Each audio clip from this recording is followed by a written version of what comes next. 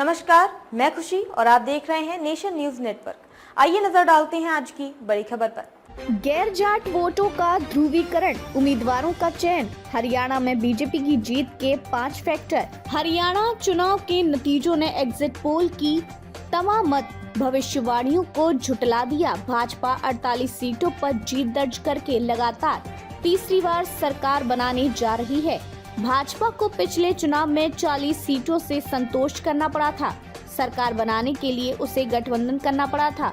तमाम exit poll में कांग्रेस की जितनी शानदार जीत का अनुमान लगाया गया था, नतीजे इसके उलट रहे। अब भाजपा की जीत के कारणों पर चर्चा होने लगी है। पीएम मोदी की लोकप्रियता, भाजपा की सधी हुई रणनीति, ऐसे तमाम पहलुओं पर चर्चा की जा रही है। आइए जानते हैं कि भाजपा की इस ऐतिहासिक जीत के 5 बड़े कारण क्या क्या रहे। गैर जाट वोटों का ध्रुवीकरण, इंडियन एक्सप्रेस की एक रिपोर्ट के मुताबिक हरियाणा में भाजपा की रणनीति 2014 से ही स्पष्ट है। उस चुनाव में भगवा पार्टी 4 से अचानक 47 सीटों पर पहुंच गई थी।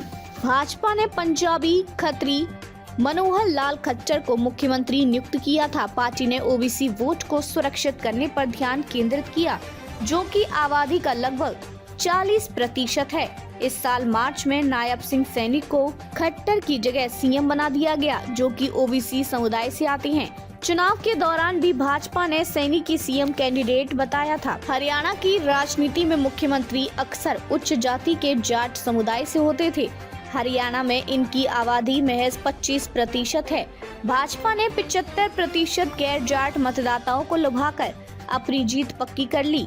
इसके अलावा भाजपा ने अनुसूचित जाति एससी के मतदाताओं को भी साधा। भाजपा ने गांव में महिला स्वयं सहायता समूह के माध्यम से दलित परिवार तक पहुंच बनाई। इसमें लखपति ड्रोन दीदी ने काफी मदद की। प्रधानमंत्री नरेंद्र मोदी ने उनमें से कई को व्यक्तिगत रूप से आमंत्रित भी किया। हरियाणा में उम्मीदवारों का चयन, भूपेंद्र हुड्डा जैसे कांग्रेस नेताओं ने अपनी पार्टी में अपने खेमे के उम्मीदवारों के लिए जोर दिया। वहीं भाजपा ने एक अलग दृष्टिकोण अपनाया। सत्ता विरोधी भावना से निपटने के लिए 60 नए चेहरे चुने। पार्टी ने पूर्व सीएम खट्टर को भी हटा दिया। उन पर घमंडी होने के आरोप लगते थे। भाजपा ने इसके जवाब में अधिक मिलनसार नायब सिंह सैनी को मैदान में उतारा। कांग्रेस ने अपने प्रदेश अध्यक्ष उदय भान सहित ऐसे 17 उम्मीदवारों को फिर से टिकट दिया जो पहले हार गए थे। डीबीटी और विकास, भाजपा ने अपना अभियान बहुत पहले शुरू कर दिया था। जनवरी की शुरुआत में ही अभियान को तेज कर दिया था और गांव में मोदी की गारंटी वैन का दौरा किया। इन वैन ने सरकारी योजनाओं के बारे में लोगों को बताया। ग्रामीणों को अपने परिवार पहचान पत्र में समस्याओं को सुधारने में मदद की। पार्टी ने प्रत्यक्ष लाभ हस्तांतरण डीबीटी के साथ अपनी सफलता पर भी जोर दिया। इसके बाद कल्याणी घोषणाओं की झड़ी लग गई, जो चुनाव आचार संहिता होने के बाद ही बंद हुई।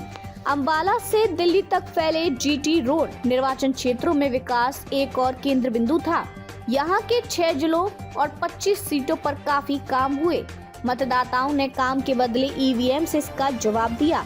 भाजपा ने अपराध को कम करने के अपने प्रयासों पर भी जोर दिया। बिखरा हुआ विपक्ष, लोकसभा चुनावों के विपरीत इस मुकाबले में कांग्रेस और आप अलग अलग लड़े। भारतीय राष्ट्रीय लोकदल ने बहुजन समाज पार्टी के साथ गठबंधन किया था। जेजेपी ने आजाद समाज पार्टी के साथ गठबंधन किया था। विपक्षी खेमा काफी बिखरा हुआ था। कई स्वतंत्र उम्मीदवार भी मैदान में उतरे। इससे भाजपा विरोधी वोट बट गए। नतीजों में कई सीटों पर इसका असर देखने को मिला। चुनावी रणनीति और मशीनरी, भाजपा ने पूरी ताकत झोंक दी। 150 से ज्यादा रैलियां की। कई सीटों पर प्रधानमंत्री मोदी और गृह मंत्री अमित शाह ने संबोधित किया। वहीं कांग्रेस ने लगभग 70 रैलियां की। भाजपा का चुनावी संदेश कांग्रेस के संदेश से बिल्कुल अलग था। राहुल गांधी ने किसानों पर ध्यान केंद्रित किया और उन्हें अंबानी और अडानी जैसे उद्योगपतियों के खिलाफ खड़ा किया। उनकी समाजवादी बयानबाजी शायद व्यापारिक समुदाय और ऊपर की ओर बढ़ते मतदाताओं को पसंद नहीं आई। खबरों में अब तक के लिए बस इतना ही। फिर होगी आपसे मुलाकात ऐसी ही एक बड़ी खबर के साथ। तब तक के लिए नमस्कार और बने रहिए नेशन न्यूज नेटवर्क पर।